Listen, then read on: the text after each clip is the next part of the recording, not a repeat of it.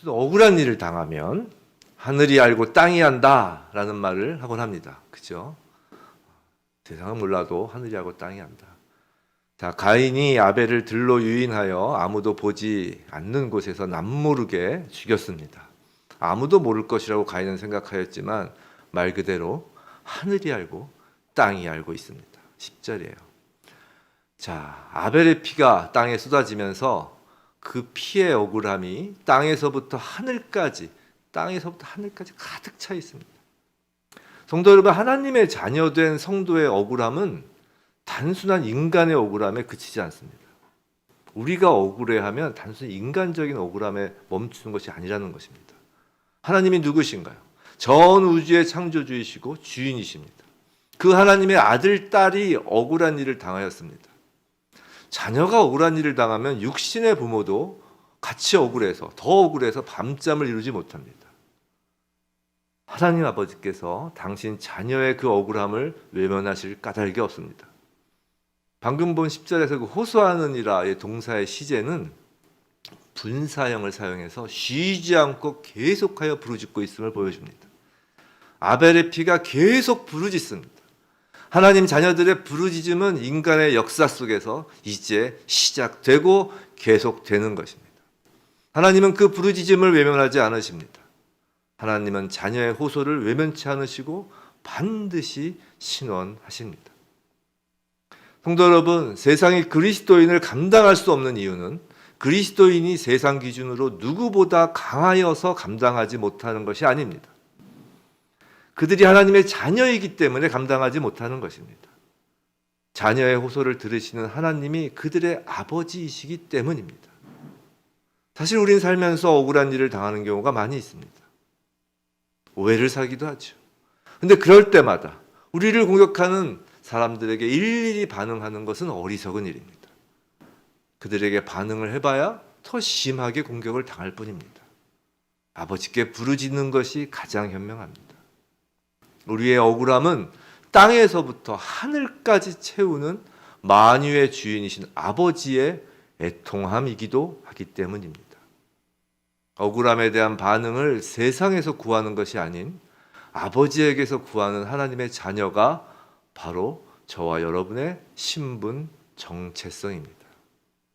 세상을 움직이는 것보다 하나님 앞에서 날마다 부르짖음으로 하나님을 움직이는 저와 여러분이길 주님의 이름으로 축원합니다.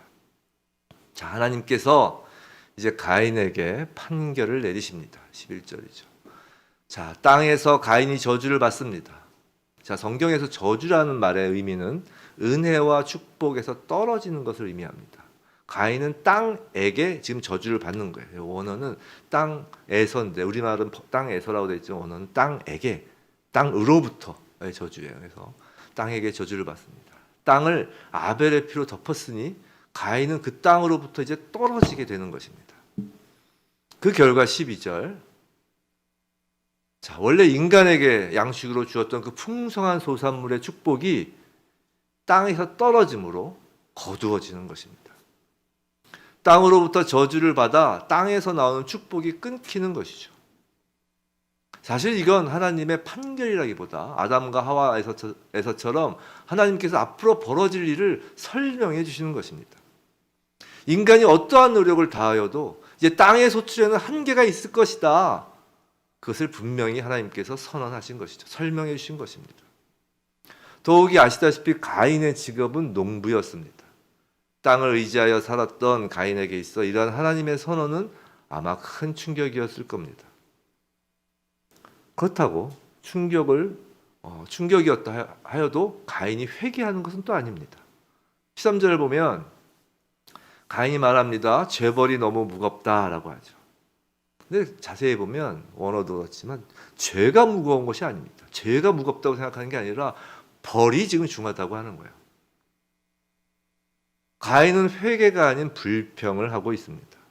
14절에서는 가인의 불평이 더욱 드러납니다. 14절에서 주께서 주의 낯이라고 번역되어 있는 부분이 보이죠. 14절 시작 때 주께서 또 내가 주의 낯. 근데 이제 원어 성경에는 여기서 주라는 단어가 없습니다. 번역 성경에서 주라는 단어가 우리말 성경에서 들어간 거예요.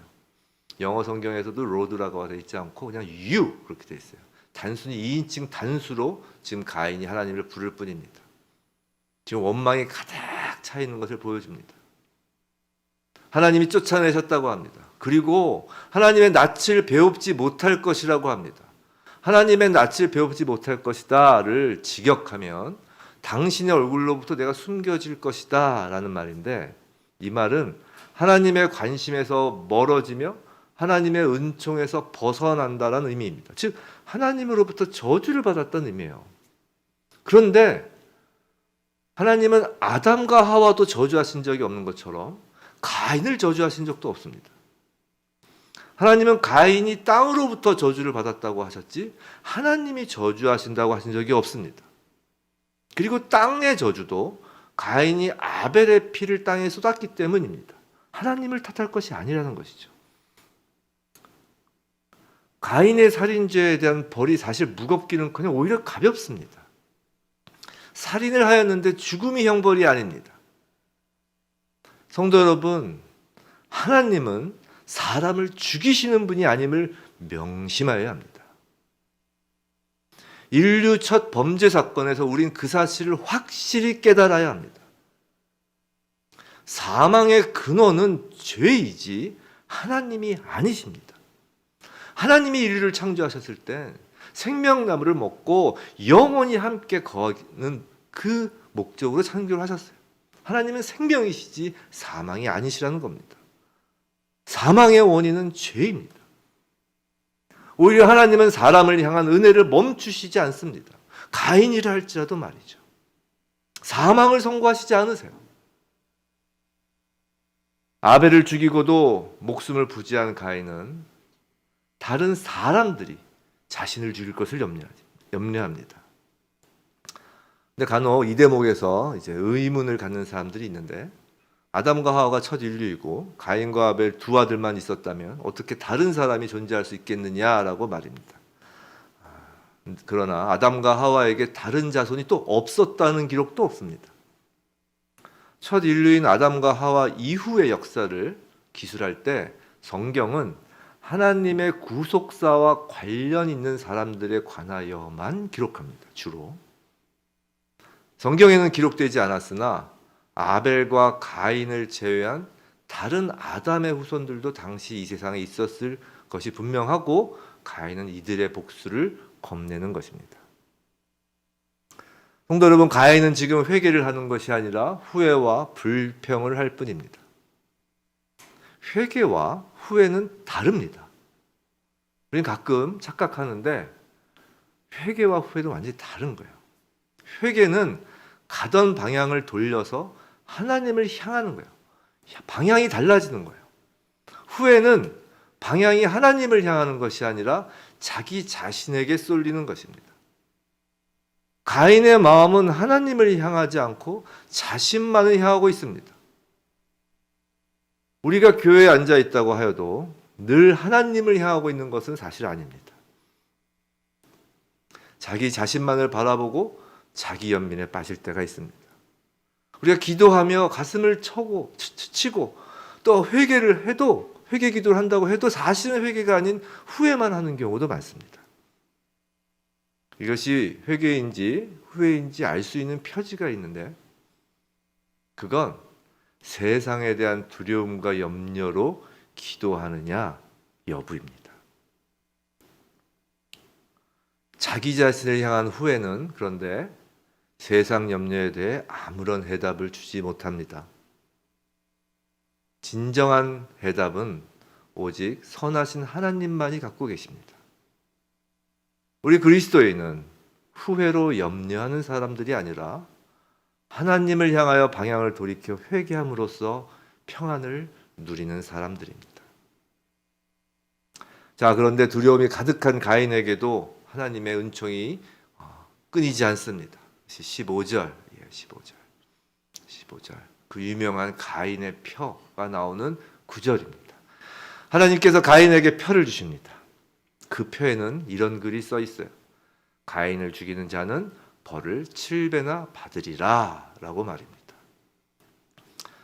그런데 이 가인에게 주신 표는 단순히 가인만을 보호하시는 하나님의 은총이 아닙니다. 복수는 복수를 낳으며 그렇게 되면 모든 사람이 그 죄의 사슬에 얽매이게 되는 거예요. 하나님은 가인뿐 아니라 지금 가인을 죽이려 하는 사람도 그렇게 하지 말라고 그 복수를 예방하시며 죄의 사슬을 끊으려 하시는 것입니다. 가인을 죽일 수도 있는 그 사람들도 보호하려는 거예요. 또 하나 우리가 이 대목에서 알아야 될 것은 하나님 앞을 떠난 이 자기의가 가득 찬 가인의 후손들에게는 가인의 표가 있다는 것입니다. 그 표는 우리에게 중요한 경고를 줍니다. 그건 다름 아닌 자기의에 갇힌 자를 설득하거나 대드는 것은 어리석다는 것입니다. 원수를 갚으려고 했다가는 오히려 그들 죄의 올무에 함께 걸려버립니다. 하나님께서 말씀하셨어요. 원수 갚는 것이 내게 있으니 내가 갚으리라 라고요. 그 말씀을 기억하고 하나님 앞으로 삶의 모든 방향을 맞추라는 것이 하나님 자녀에게 주신 하나님의 지혜입니다. 예수님이 그러셨습니다. 십자가에서조차 원수를 직접 갚지 않으시고 아버지 하나님만을 바라보았습니다. 우리는 그리스도인입니다. 그리스도인이란 무언가요? 주 예수 그리스도 안에 거하는 자들이란 뜻입니다. 우린 그리스도인으로서 원수를 바라보며 자신이 원수를 갚으려 하는 것이 아니라 오직 아버지 하나님만을 바라보며 아버지 하나님께 그 모든 것을 맡기는 저와 여러분에게 주님의 이름으로 축원합니다. 계속해서 말씀을 보겠습니다. 16절이에요. 자, 가인이 여호와 앞을 떠납니다. 에덴 동쪽 놋 땅에 거주합니다. 자, 놋이란 그 명칭은 도망하다, 떠돌다라는 뜻을 가진 지명입니다. 자, 아벨을 죽인 가인조차 하나님은 표를 주시며 보호하시겠다고 하였습니다. 가인은 그 하나님의 그 약속을 믿어야 했습니다. 하지만 하나님의 은총에도 불구하고 가인은 회개하지 않고 오히려 하나님 앞을 떠나서 도망자 떠돌이가 됩니다. 놋 땅에서 말이죠. 죄가 문 앞에 엎드렸던 가인은 이제 그 죄가 그 마음 심중에 또아리를 틀고 있는 것입니다. 17절 가인은 놋에서 아들을 낳죠. 이름이 에녹입니다. 그런데 그때 가인이 하던 일은 성을 쌓은 것입니다. 성을 쌓은 것이 무엇이 그렇게 문제인가 라고 생각할 수 있지만 이건 가인이 하나님을 끝까지 불신하였다는 것을 의미합니다. 하나님이 표를 주시며 보호하시겠다고 하였지만 하나님의 보호하심을 믿지 못하고 끝까지 스스로 자구책을 마련하는 것입니다. 하나님께 드린 제사가 받아들여지지 않자 아벨을 죽인 것도 자기 힘으로 자기 손으로 그 문제를 해결하겠다는 거였어요. 지금도 가인은 계속 그러고 있는 것입니다. 가인은 하나님이 아닌 자기 자신을 믿은 것입니다. 이 성을 쌓고의 원어 성경에서는 이 성을 쌓고를 그 동사가 미완료형이에요. 즉 가인은 한 번 성을 쌓고 만 것이 아니라 계속해서 쌓아간다는 것입니다. 하나님에 대한 불신이 깊을수록 성은 더욱 높아지고 하나님의 믿음이 더 없어질수록 하나님을 원망할수록 성은 더 견고해져 가는 것입니다. 가인이 쌓고 있는 에녹성은 이 세상에서 지금도 계속 진행형입니다. 가인은 스스로 쌓은 성이 자신을 지켜준다고 생각하였지 하나님이 보호하여 주실 것을 믿지 않았습니다. 이것이 불신의 증거입니다. 사랑하는 성도 여러분, 무엇이 여러분을 지켜주실 것이라고 믿고 있나요? 이 땅에서 살아가면서 무엇이 없으면 죽을 것 같고 인생이 망할 것 같은가요? 그 대답이 하나님이 아니라면 사실 아직 믿음이 약하거나 없는 것입니다. 그렇다고 인생의 노력 자체를 할 필요가 없다는 뜻이 아닙니다. 마음의 중심이 어디에 있는가에 관한 것입니다. 우리 시편 127편 1절 2절 말씀 있는데 우리 한번 함께 읽어볼까요? 시작. 여호와께서 집을 세우지 아니하시면 세우는 자의 수고가 헛되며 여호와께서 성을 지키지 아니하시면 파수꾼의 깨어 있음이 헛되도다. 2절 너희가 일찍 일어나고 늦게 누우며 수고의 떡을 먹음이 헛되도다. 그러므로 여호와께서 그의 사랑하시는 자에게는 잠을 주시는도다. 세우는 수고, 성을 지키는 파수꾼의 깨어 있음, 일찍 일어나고 늦게 누운 수고, 이것이 잘못됐다는 것이 아니라 여호와가 없으면 헛되다는 것입니다. 여호와께서 그를 사랑하시지 않으면 헛되다는 거예요. 부디 저와 여러분 모두 하나님의 그 사랑 안에서 평안한 잠을 누리는 그 샬롬을 누리는 자에게 주님의 이름으로 축원합니다. 이후 가인의 후손의 이름이 성경에 기록되죠. 그중 라멕이 단연 눈에 띕니다. 라멕의 이름은 강한 자라는 의미예요. 19절에서 보시면 성경은 라멕이 두 아내를 맞이한 것을 특별히 강조합니다. 이건 하나님이 인간을 창조하시고 한 남자와 한 여자로 세우신 그 질서를 무너뜨린 것입니다. 첫 아내 아다는 꾸미고 단장하다라는 의미를 갖고 있습니다. 또 둘째 부인 실라의 이름에는 그림자, 어둠이라는 의미를 갖고 있어요. 우리는 하와의 이름이 무슨 뜻인지 압니다. 산자의 어머니. 산자의 어머니라는 그 소망이 가득하였던 하와의 이름과는 멀어지는 여자의 이름입니다. 그리고 람에게 자녀들은 소위 문명세계의 조상들이 되었습니다. 20절 야발은 아다가 낳은 야발은 가축을 치는 자의 조상이 되었죠. 근데 여기서 가축이란 단어의 원어는 가축이란 의미 이외에 소유라는 의미로도 번역되는 단어입니다. 소위 이제 부를 축적하며 이 세상에 부자와 가난한 자의 구별이 생기게 된 것입니다. 또 21절 유발 우리 야발의 동생 유발 발자 돌림이네요. 유발은 수금과 충소를 잡는 자의 조상이 되었습니다. 근데 단순히 음악, 예술의 조상이라는 것이 중요한 것이 아니라 이 구절은 이미 하나님을 떠난 가인의 후손인 이 유발이 육체적인 쾌락과 향락의 조상이 되었다는 것으로 보통 해석합니다. 또 22절 두 번째 아내인 실라의 아들이죠. 자녀이죠. 두발 가인은 구리와 쇠로 여러 가지 기구를 만드는 자의 조상입니다. 근데 원어에서는 그냥 구리와 쇠가 아니라 날카로운 뾰족한 이란 단어가 첨가되어 있습니다. 이전 우리말 성경에서도 그런 말이 있습니다. 소위 인위적으로 무기를 만들기 시작하였다는 것이에요. 딸인 나아만은 그 이름이 아름답다, 달콤하다란 단어에서 유래하였습니다. 안목의 정욕을 끄는 것입니다. 그런데 가인부터 람에게 자녀까지 성경에서 소개된 가인의 후손들의 세대는 모두 7세대입니다. 하나님은 가인에게 가인을 죽이는 자는 7배의 벌을 주신다는 표를 주며 그의 생명을 보호하셨건만 하나님을 신뢰하지 않은 가인이 성을 쌓기 시작하여 7세대에 이르러 완전히 하나님을 잊고 소위 하나님을 잊은 인간만의 세상을 건설한 것입니다. 지금 문명이 잘못이라는 것이 아닙니다. 예술이 문제라는 것도 아닙니다. 어느 정도 외모를 가꾸는 것이 잘못이라는 것도 아닙니다. 그 기초가 어디에 놓여 있는가를 말하는 것입니다. 가인의 후손들이 어디에 삶의 기초를 성처럼 쌓았는지 그것이 문제라는 것입니다. 그리고 그것을 보여주는 대표적인 노래가 바로 람에게 노래입니다. 그것이 23절, 24절 우리 두 절이니까 우리 다시 한번 읽어볼까요? 시작.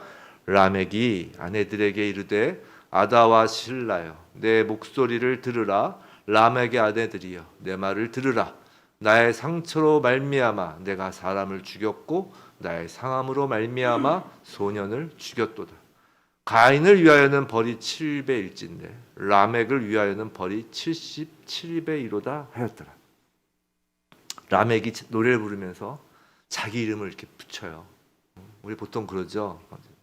자기 스스로 호칭할 때 자기 이름을 붙이는 거 좀 그렇잖아요. 어떤 때는 물론 뭐 귀여울 수도 있지만 그리고 이제 아내들에게 진짜 자랑하듯이 얘기하는 것입니다. 라멕의 이름의 뜻이 뭐라고 그랬죠? 강한 자입니다. 강한 자인 라멕은 지금 내 목소리를 들으라 23절에서 내 목소리를 들으라라고 합니다. 근데 이 내 목소리를 들으라라는 이 말은 원어 성경에서 이 표현은 하나님께 사용되는 권위 있는 말씀을 의미하는 말이에요. 근데 그것을 사람인 라멕이 하는 것입니다. 강한 자 라멕은 스스로를 이제 하나님만큼 강하다고 여기는 것입니다. 그 노래의 내용은 라멕 자신이 당한 약간의 상처 때문에 그 상처를 입힌 젊은 소년을 죽였다라고 지금 부인들에게 자랑하는 것입니다.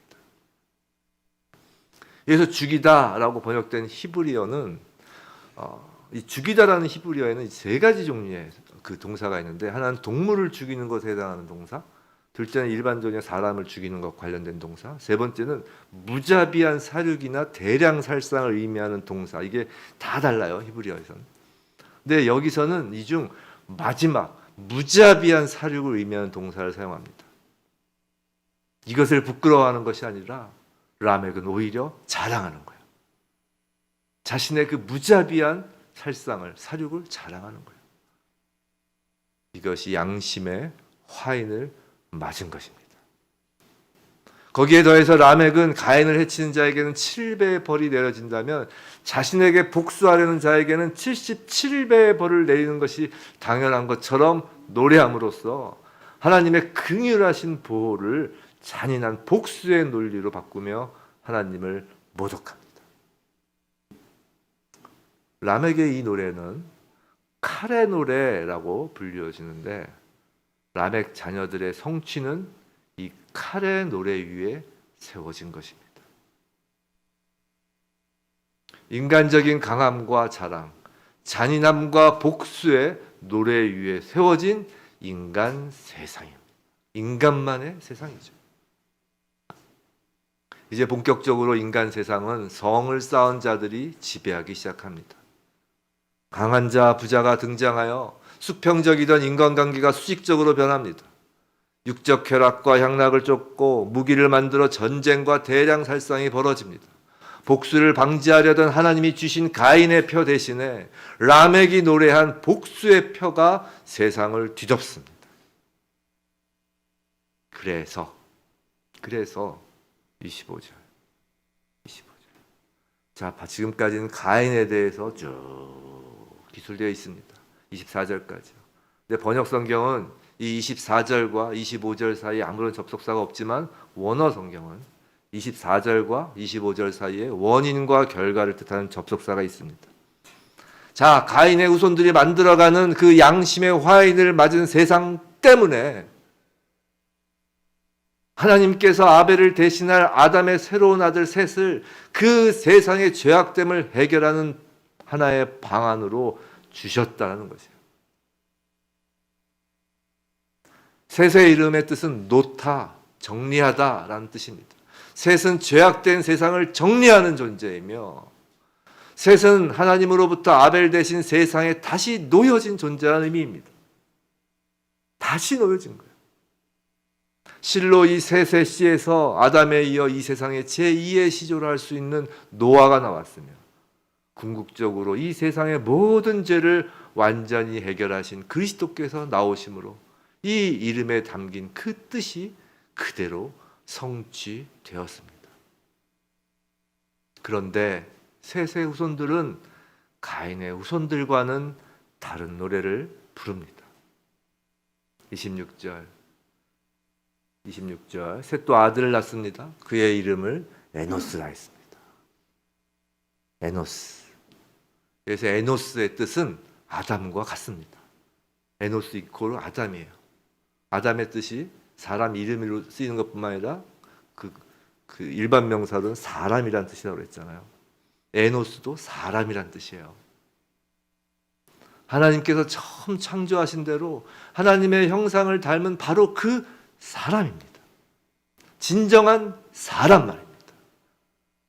그때에, 즉 그때부터 사람들, 즉 셋의 후손들, 하나님의 형상을 닮은 사람다운 사람들은 비로소 여호와의 이름을 부르기 시작했습니다. 그래서 부르다라는 동사가 여호와의 이름과 관련되어 쓰일 때는 그 의미가 찬양하다입니다. 그리고 사람들이 모여 공식적으로 예배하기 시작하였다는 것입니다. 사랑하는 성도 여러분, 오늘 이렇게 주일에 우리가 모여 예배를 드린다는 것은, 하나님께 찬양을 드린다는 것은, 하나님의 이름을 부른다는 것은 우리가 칼의 노래를 부르지 않는 셋의 후손 예수 그리스도의 계보를 잇는 하나님의 자녀이기 때문에 가능한 것입니다. 이것이 은혜입니다. 그런데 우리가 하나님의 이름을 부르는 노래는 단지 예배당 안에서만 부르는 노래가 아닙니다.